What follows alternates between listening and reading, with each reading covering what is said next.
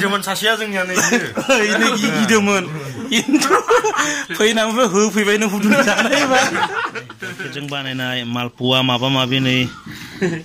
मा होदो नै मा होदो थालिर गोमोन नै सोरबा सोरबा जाना फोजोबगारबाय थान्दा हाय लोगोफोर दिनै ओरैबायदि मोनसे जायगायाव फैदों आं मा होनना बुङो ईद जानो फैदों नै सारमोनबो ईद जानो फैदों दिनै ईद जानो फैनानै ओरैबायदि माने नोंथांमोनाखौ मा होनो नैबे मानास सेरफां ब्लगनि गेजेरजों नोंथांमोना इउटुब चेनेलनि गेजेरजों नायलांबाय था मा होनना बुङो ओरैबायदि जानाय होदों नै थान्दा लोंग्रोबाय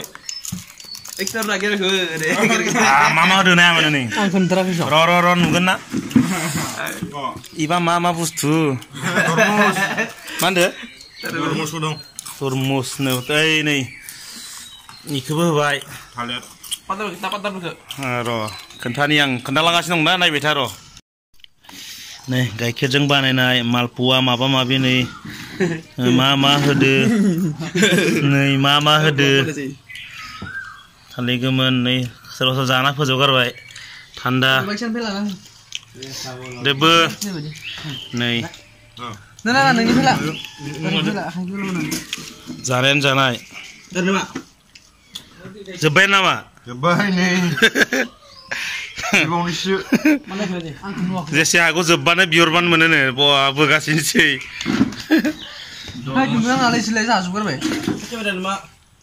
मा जानो मा लोंनो गोथाव लोगोफोर दिनैसो फार्स्ट टाइम माने ईद जाफेरबाय गोबां आंनि लोगोफ्रा ईद जानो लिंबाय थायोमोन खिन्थु जानाय जायाखैमोन खिन्थु एबार जाबाय जब दखाना वाव এখন জানো না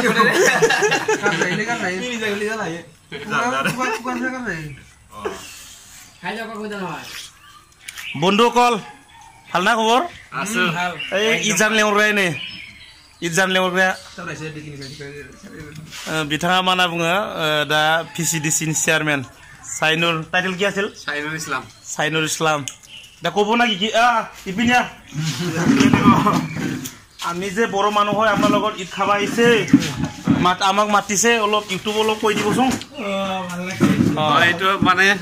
এটা মিলা প্ৰীতি আৰু ভাতৃত্ববোধৰ মানে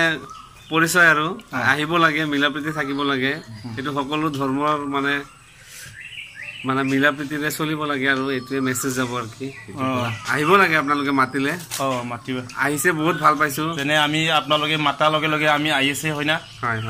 বহুত আনন্দিত হৈছো মানে ভাল লাগিছে আৰু थैंक यू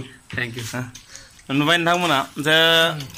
सोरबा सानो जे ईद जानो थांबानो सुवा जायोना खिन्थु इदि नङा होनना होमबा जोङो दिनै माने नायगिरिनो सानो हागौ जोंखौ होखावैबाय दिनै माने दिनै थारनासिगोन नङासिगोन जों गिदोंमोन सासेया जोंनिया नै गिदोंमोन फैनानैबो होफैबाय नों हुदुं जानायबा दे जादो होमबा आंबो जानोसै थान्दा एसे लोंनोसै हा एबाया सुनै सारबोरो नै आंखौ खोथि जानाखै नों ओमफ्राय जानो थारैनांगोन नामा गोथाव जानायाव गोथाव नाङा थारलायगोन नामा नैनो एसे बुंदो मा बुंबावनो जानो बेस्थ' दे होमबा दे गासिबो बिदाय होबाय दै जों जानाय लोंनाय बिराद बेस्थ' दा बर्थमान दे बाय